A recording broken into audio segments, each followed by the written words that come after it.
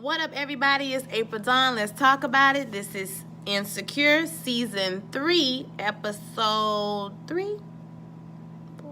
It'll be right in the description. Now, this is just a review, not a recap. I know this is like hella late, but I was in Colorado earlier this week, so I did not see Insecure on Sunday, Monday, Tuesday, or Wednesday, okay? So I just watched it just watched it last night. I guess that was Thursday night, so here's my review. I think that it's picking up a little bit. I really like this episode. It was a good episode. We got a lot of movement from Issa, which I was looking for, child, because like I said, I do not want to see her flailing for a whole nother season. We can't see that. So it looked like Issa done took some risks. So like I said, she decided to take the job. She's in her new apartment now. She got a new mirror, bitch. Okay, so she rapping to her, new mirror.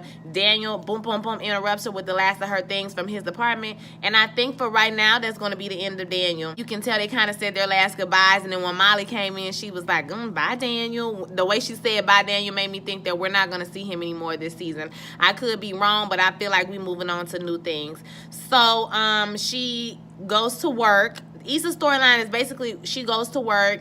She is staring at this other website all day. I wish she would just apply, looking to see about this website. And then Frida comes and tells her, girl, guess what? You're going to be back out in the field. I got you back out in the field. So we'll talk about what you're going to do later on today at like 3. So she like, cool. So she goes to work.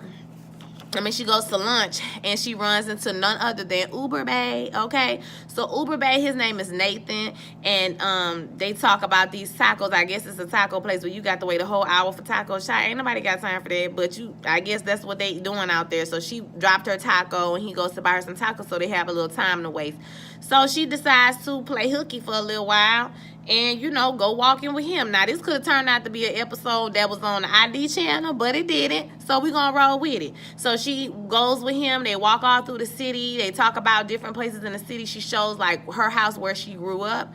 And then they end up going into the house, and they break into the pool in the backyard. And so she like, take off your clothes, or it's truth or dare, so take off your clothes or whatever. And he get butt naked, and I was like, yes, more of that. He get butt naked, and they get in the pool or whatever. Like, I wouldn't advise y'all to be getting butt naked in pool with strangers, but hey, we taking risks today. And like I said, we gonna do, I guess we just gonna do that. Okay, so that's what they did. He talked about himself. He from H-Town, all right? He from Houston. He lost his stuff in Harvey, and instead of staying and building back up again, he just decided to move to the city he always wanted to move to, Los Angeles. I know a lot of people like that personally after Katrina, after Harvey, after Katrina, especially because I'm from Louisiana. A lot of people I know, if you want to move to New York, if you want to move to California, I have a friend who moved to LA for a long time, and all those things, like, you could do that at that point. You can get up, you can go. So that's what he decided to do. And he's a barber, but he wanted to be mobile. He don't want to be in the shop. She showed him where the black part of town was, and next time I go to LA, now I won't go to that part of town, okay? So that was cool. She had fun with him. So they ended up getting the tacos. Of course, they was cold by then, but then she brings him to her apartment. Also a thing I would not advise, but hey, I'm just me. But I wouldn't advise y'all, going, let somebody come by your house you don't need much know from a can of paint, but who am I? So anyway, they go to his house, they sit down and talk, and then one of her tenants come over. The funny little boy was hilarious, okay, talking about, my mama said you changed the locks. And so she get the key, and he get up to leave, and they kiss or whatever. I'm like, okay. It was Taco eating it and tongue kissing. Hello. He was like, what y'all doing up in there? Eating tacos and kissing in the mouth?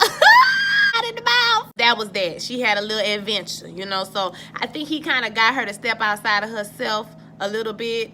And because a lot of times we get mundane, we get complacent. Like, I tell y'all a story about me. One time I got offered this tour to go overseas. Now I didn't end up getting a job, but just the thought about leaving my whole situation and not having a steady income, or possibly losing my job because I left, this situation, it kind of gave me a little bit of anxiety. It's like you be wanting to step out, but then, you got bills to pay.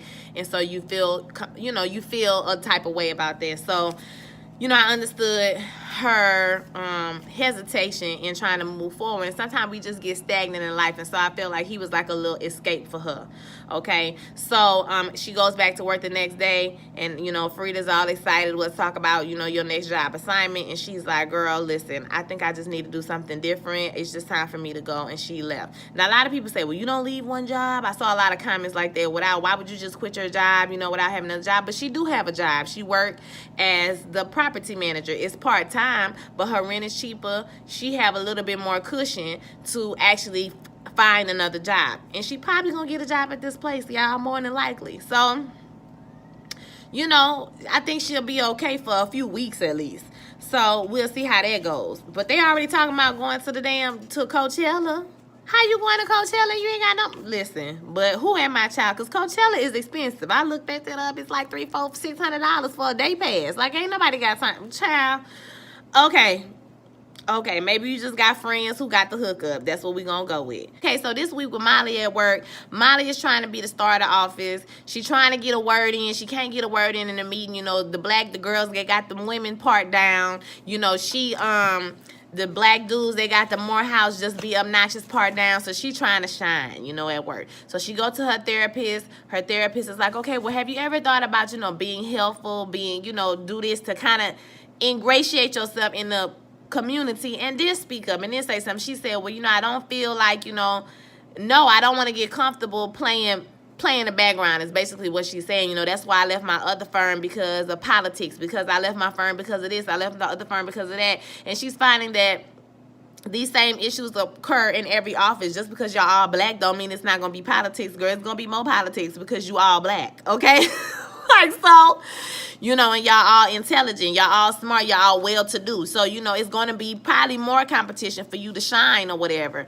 So she's like, just be helpful, but you just try. So later on, Molly, you know, volunteers herself to work to help the ladies do something. And, you know, the ladies like, it's just going to be a lot of file, you know, checking and X, Y, and Z. She like, I know, but I got time. So she kind of like, you know, makes friends with the girls. So later on, she talked to the therapist. I don't know if that was the same time or if it was later on. I'm not exactly sure. But she does mention, you know, every time. Oh, that was the same time. Because she was like, you know, ever since Joe, I'm not, you know, dealing with nothing that's not going to push me forward or move me forward. And her therapist was like, who is Joe? I said, girl, you ain't told your therapist about Joe, girl? You ain't told your therapist? Girl, she probably could have helped. You kind of could have been out your situation by now, girl, had you told your therapist about Joe. Anyway, so like I said, y'all, Molly don't want no help. Molly wants somebody to gas her and tell her what she want to hear. She don't want to bear it all, and that's why Molly get on my nerves. But anywho, later on, the ladies come up to her because she volunteered to help, and they asked her, you know, what's she doing this evening? Can they help her, or can she help them do X, Y, and Z? And she's like, by tomorrow. And she's like, okay, well, you know, like, that's a lot. My thing is, you volunteer to help. Then when they want to bind with you to have more help, you know, girl time, here you go up in the office with the men trying to be on top, trying to be a star. Right now you ain't got time, but you acted like you had time and you wanted to be our friend. She was like, nah, it's cool. You know what I'm saying? They was like, nah, it's cool. You know, you do. I was like, girl, you out the clique. Just like that. So we're going to see what happened with Molly in this job, child. She getting on my nerves. Next week, I think we're going to have a break. Everybody going to be going to Coachella, so it's going to be all right. So if I'm not mistaken, I think I got everything I need to get. Oh, that was cool that we saw Chad, too, on the park bench, child, with his earpiece in his ear. That was funny to me and cute. I love Chad, and I miss him, and I want him to come back. Molly is still getting on my nerves, but Issa is not getting on my nerves as much. Seems like she's learning. She's making smarter decisions. She's still awkward, but Issa be flirting, child. She doing a whole lot, okay? Because I would never, ever be naked on the first, never. They wasn't even no day. This a walk through the park, and y'all breaking and entering. Okay, like I said, I'm too scary. I won't be on no ID channel. No, you won't see my picture on the back of a milk carton. Issa, you go out and be adventurous, young, fancy free. Like I felt it, you know, like just go with the flow. Just feel it, girl. Just go with the flow. And Uber, baby, want to see him back for a while, but I need to know what his living situation is like. Because for a minute, I was like, is he homeless? After about, you know, hour 3 of them being together, I was like, is he homeless? Because he ain't had no car. He just walked up. Now, not saying you have to have a car, but you do. But you know what I'm saying? You don't, but you do. The way he walked up on her was like he was homeless. And I was just like, okay, What's his living situation, honey? Because we need to know. I mean, is he getting a FEMA check? Like, what's the tea? Y'all let me know what y'all thought about this episode. I know it was quick, but ain't no need to go over the whole episode. It's almost a week old. All right, so I will holler at y'all next time. Don't forget to like, comment, and subscribe. Like, comment, and subscribe. Share this video with all your friends, y'all. Like I said, subscribe. If you don't want to be a part of the family, come on. I know I be late and tired sometimes, but you know I'm doing the best I can. So I will holler at y'all next time. Peace.